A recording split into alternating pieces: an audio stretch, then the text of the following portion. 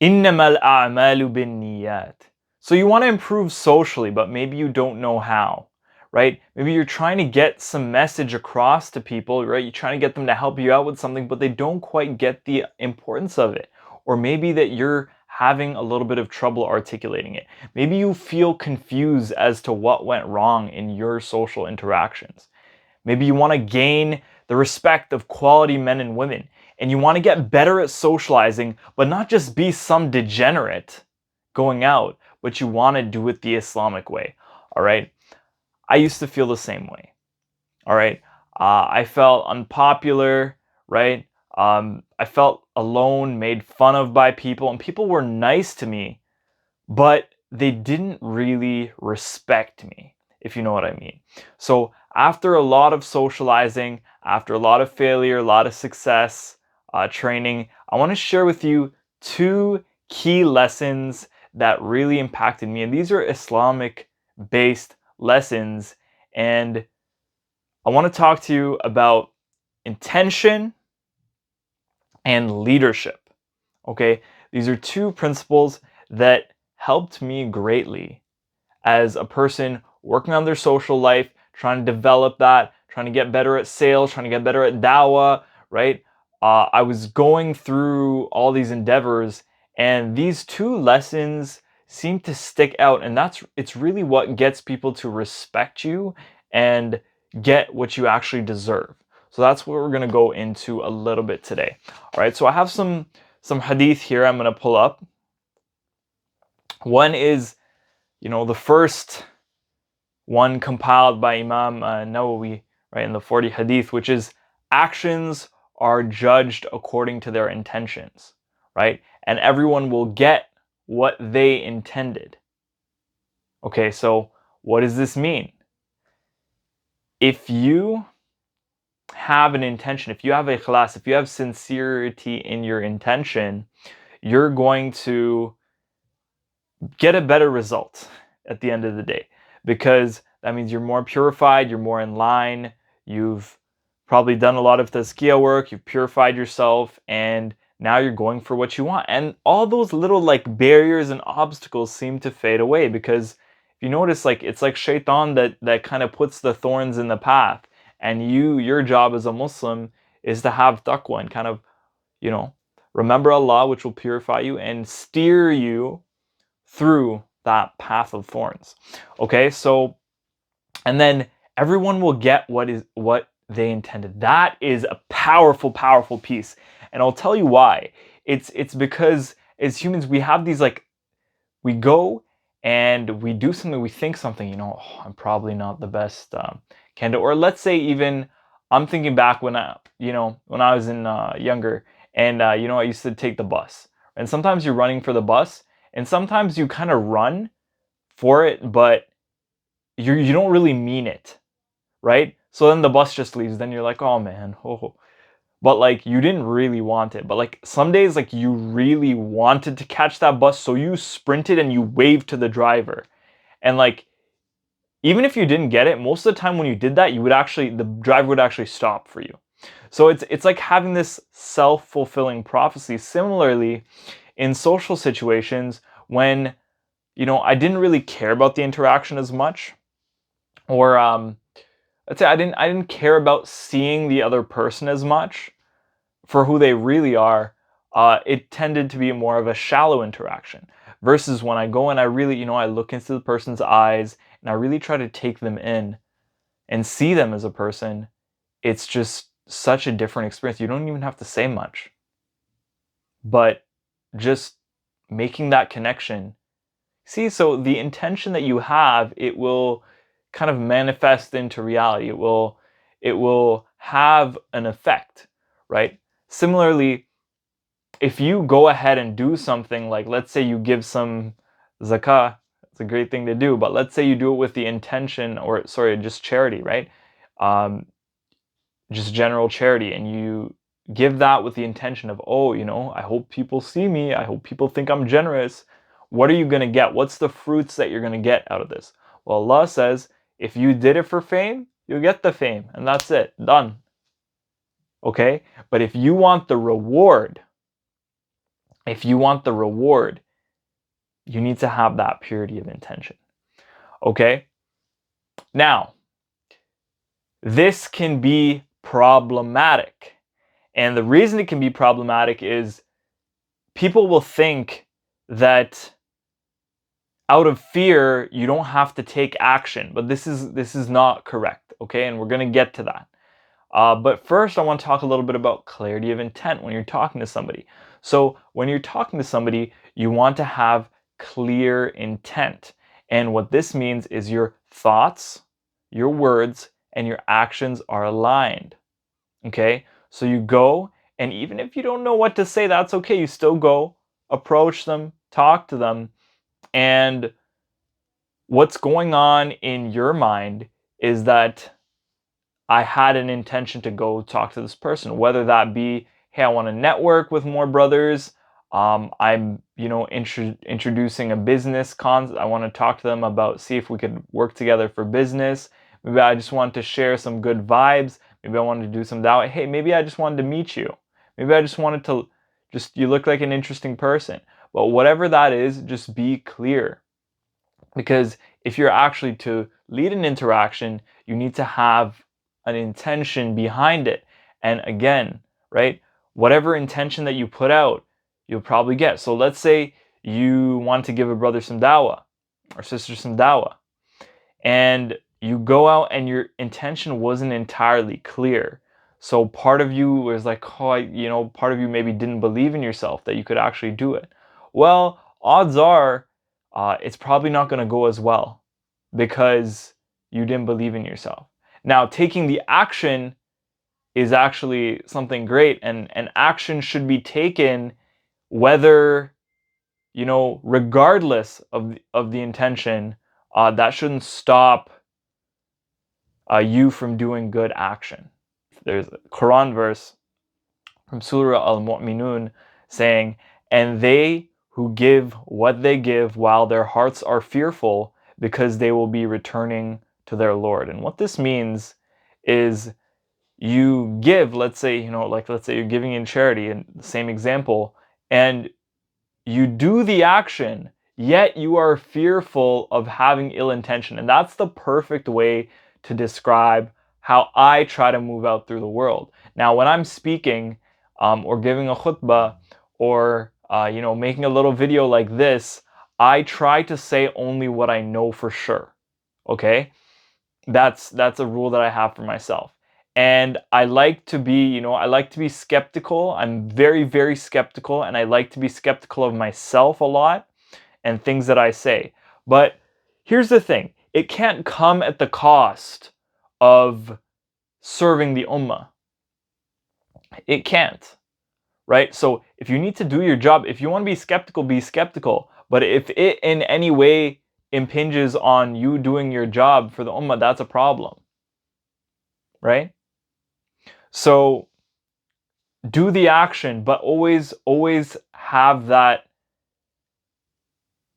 It's not to be fearful. That's not the idea behind it, but it's to be aware and have that taqwa, right? And continuously trying to purify yourself. Because if you're a person that practices tazkiyah, you understand it's not something you can do in 1 month, right? Purifying yourself is a constant battle that the human being needs to do. You need to constantly like wash your heart, basically. And what it will basically do is allow you to see reality clearer. It will allow you in social interaction specifically, it'll allow you to almost glide through with ease. Because think about it, you don't have like the shaitan kind of weighing you down. You don't have different distractions, maybe overthinking, right? You're more aware. You're not in some sort of daze, right?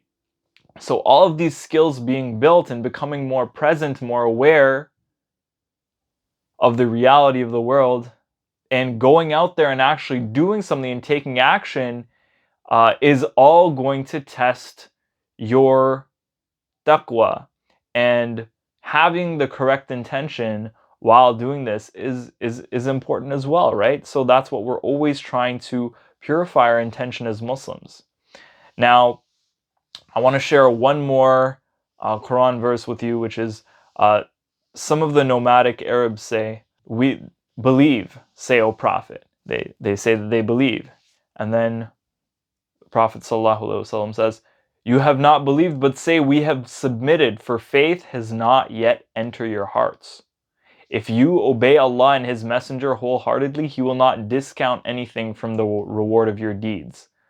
Allah is truly all forgiving, most merciful. It's not just about belief. Like, I believe in God, right? It's not like more of a Christian situation where your belief excuses you from your sins. Rather, it's a full submission, a submission to the message of Islam, which is the beliefs and also the laws that Allah has sent down.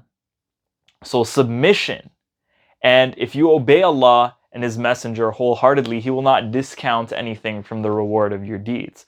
So, if you go through and you're sincere with your intention, He won't hold those minor mistakes that we make, because we are human, against you, subhanallah, because He is the all forgiving and the all merciful.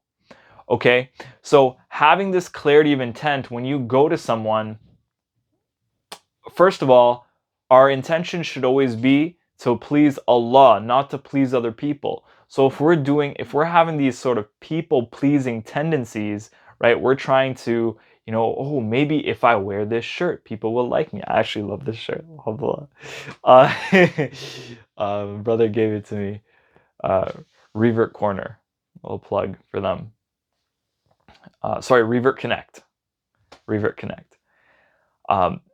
And if you try and do, oh, if I say this, maybe they'll like me, right? So we tend to do these things as humans, consciously or subconsciously, and it really holds us back when we're going out and socializing, or making business connections, or maybe giving some dawah, right? It holds us back because you go up and to someone, and it's kind of a manipulative action, because it's like, oh, I'm going to do this to try and get this, versus just genuinely going up to the person and just trying to just see who they are, and actually see and really connect. It's two totally different things. And you can tell humans have a feel for this. You probably know, we have a good internal BS detector as humans. It's in our fitra. Okay? We have that kind of ingrained in us. So when somebody goes out and you can try, somebody's trying to get something. Okay? So how do you feel when that happens? Someone's trying to get something from you, right? It kind of feels a little icky, right? So what you want to do is have empathy, and think about how the other person is going to feel, and at the same time have that beautiful, clear intention, right? A clear intention and a pure intention. So by clear intention, I mean you know what you want.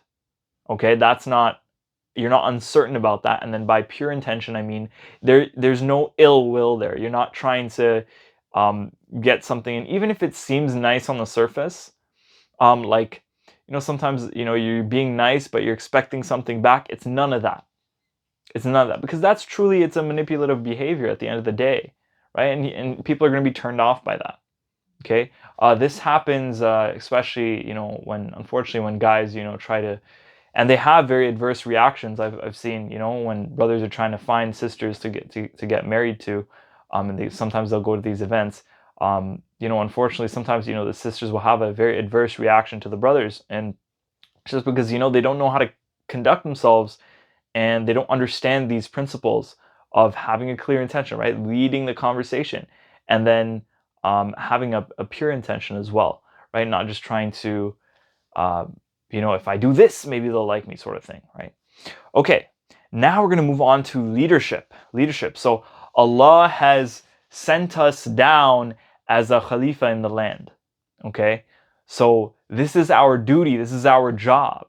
And as Muslims, the mindset that we want to have is, how can I uplift the ummah? How can I bring them together? How can I help my community? And what's the best strategy to do this? Okay, a lot of the time, unfortunately, I've seen a very, very it's it's a problematic mindset. It's a flawed strategy and a flawed way of thinking. It's a poor mindset of yes, again, like I said, we want to be aware of our intentions, right? But that shouldn't come and block us from serving the ummah. So yes, you want to avoid. Um, Maybe some people say, "Oh, you should avoid leadership positions because I don't want the fame and the status and the glory." Well, actually, maybe um, getting that position is actually our test from Allah, right? Especially being here in the West, we're actually already leaders. We're actually already given that status. Subhanallah. And maybe in your workplace or maybe in your little environments, you have small places of status. If you're a father, if you're a mother, if you have younger people around you, if you have you have certain experience or expertise in an area, right? You're given that place of status, and you're not gonna go and just step down because that's a job that you have to do. And I think we need to think about it in the same way when we're serving the ummah, but it's constantly, again, our job to purify that intention, right? And always be skeptical or always be fearful um, of ourselves, right? And always aim to do better, but not in a way that you're overthinking and you're weighing yourself down, okay? Because Allah says, a strong believer is better than a weak believer. And there is good in everyone, but cherish that which gives you benefit in the hereafter, and seek help from Allah, and do not lose heart. And what that means is, you should be strong, you should be a leader, right? And the extension of the hadith talks about, if you are thinking, oh man, like I messed up back there, then and I should have done that if only I did this. That's actually a door opening from shaitan. So be aware of that. We get lost in these thought loops and these negative downward spirals, and that's a trick of the shaitan. So we gotta a'udhu billahi minash shaitan rajim. We need to block ourselves off from that, and we should, go out and accept responsibility and leadership, right? Because people are drawn to leaders. If you ever wonder why people are, successful in a conversation, or people trust them, or maybe people are respecting someone, it's because they had the ability to successfully lead them. And leadership uh, doesn't mean like going up and being the president of the United States or anything like that. It just means you're a leader in a certain environment. Maybe you host a dinner party. Maybe in a classroom you put your hand up, and you're you know through your will you're motivating other people to ask questions as well that they may not have clarity on, right? So being a leader is really about taking a step and having a direction that you want to move in, and going ahead and doing that, because Allah has given you a gift, has given everyone gifts, skills, natural talents, right? That you're good at. And our job is to go and do that and see, how can I contribute to the ummah? It's very simple. That's what his that's why we're sent down to do here, right? It's to submit to Allah, right? Spread the message of Islam. And what's our purpose? It's really to you could say it's to submit to Allah, but it needs to be a little bit more specified to the individual person, right? That's way too vague. So what you need to do is see, what strengths do I have? What skills do I have, and how can I best contribute to the ummah? Okay? And Prophet Yusuf alayhi salam said, "Appoint me over the storehouses of the land. Indeed, I will be a knowing guardian."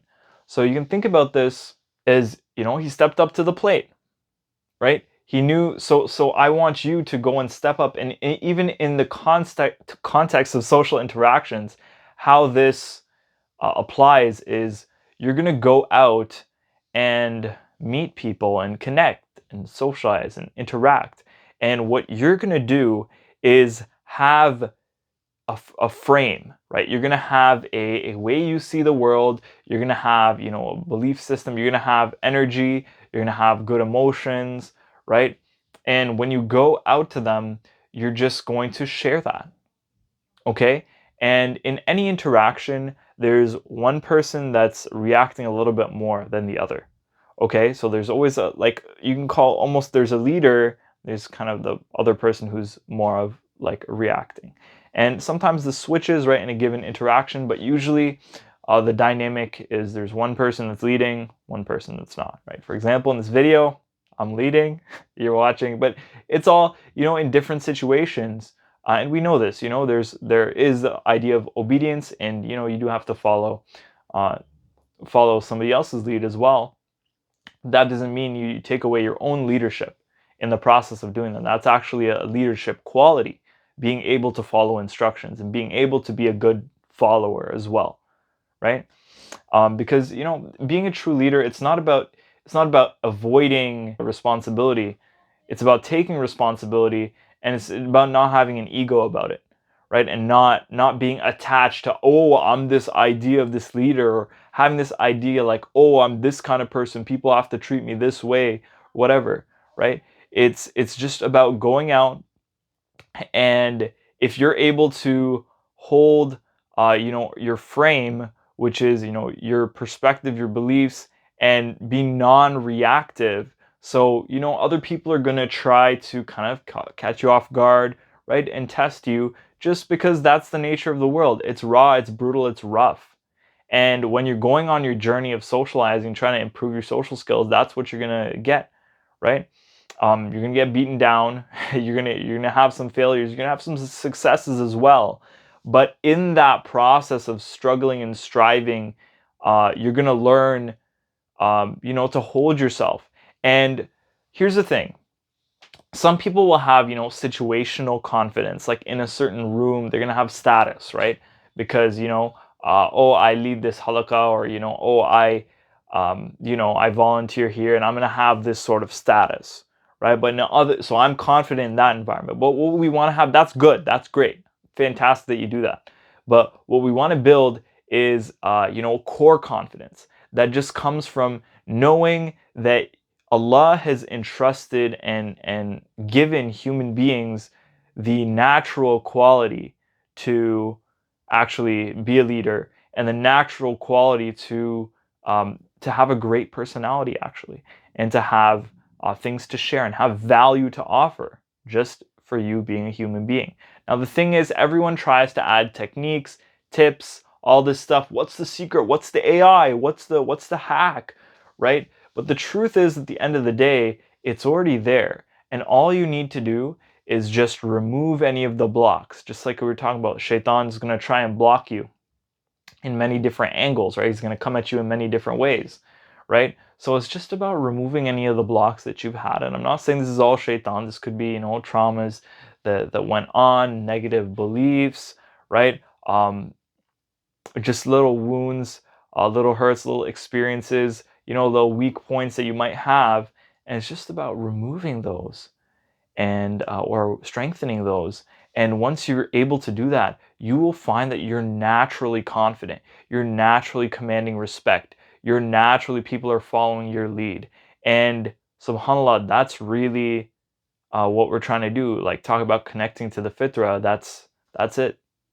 Okay, so it's not about building something that you don't have, or it's in you, and it's about developing and refining and sharpening and almost sculpting, like a mass of clay, and you're removing it, and you're sculpting it, and you're taking out, or you're burning something in fire and removing the impurities. Okay, so that is it.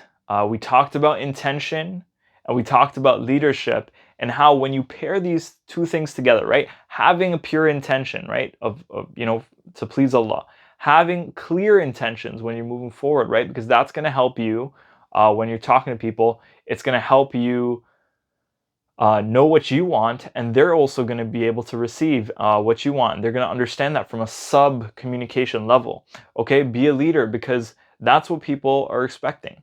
Okay, you could say, oh, why can't the other person lead? What, the burden is on you as a leader. That's what you got to fundamentally understand. The burden is always on you, right? Because you're taking responsibility. You're understanding that you need to take action as a servant of Allah, because that's just what your job is. Because everything is chaos. Everything is chaos. Shaitan loves chaos, and it's this world is chaos. So the only way to counteract that is with coming and putting things together. And if you build a house and you leave and you don't maintain it, it's gonna it's gonna crumble, right? The cost of maintaining and running a functioning a building and make it livable and making people be able to use it is actually the highest cost over its lifetime. It's not even just building the building itself.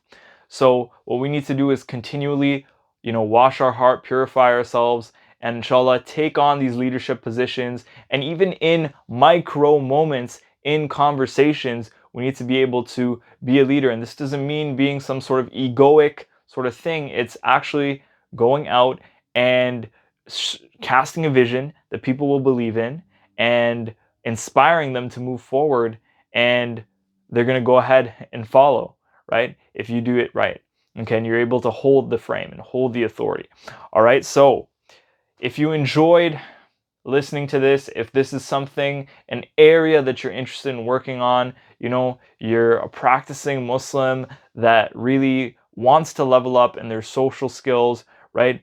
You want to, again, earn that respect. You want to level up. You want to get people to take you seriously. You want to be an elite level leader or even a leader in your community and have that method of purifying your intention and not just in the spiritual sort of limited aspect that we often think about, but in all areas of your life, including your social life, right? So you can better relate to people. And there's just this difficulty and all this haze and all this stuff is just moved away. It's just blown away like a cloud of smoke. We actually do a free call. So in this, we just talk about, where you are right now, what are your strengths, what are your weaknesses, and how we can actually get you from where you are right now to where you want to go. That ideal life for your social life, right? For your business, for your dawah, for your sales, right? For your even just friendships, maybe you're trying to get married, right? It's just for that social aspect, how can we get you to where you want to go, to that ideal life? We'll be able to help you out, inshallah. All right? Assalamu alaikum wa rahmatullahi wa barakatuh.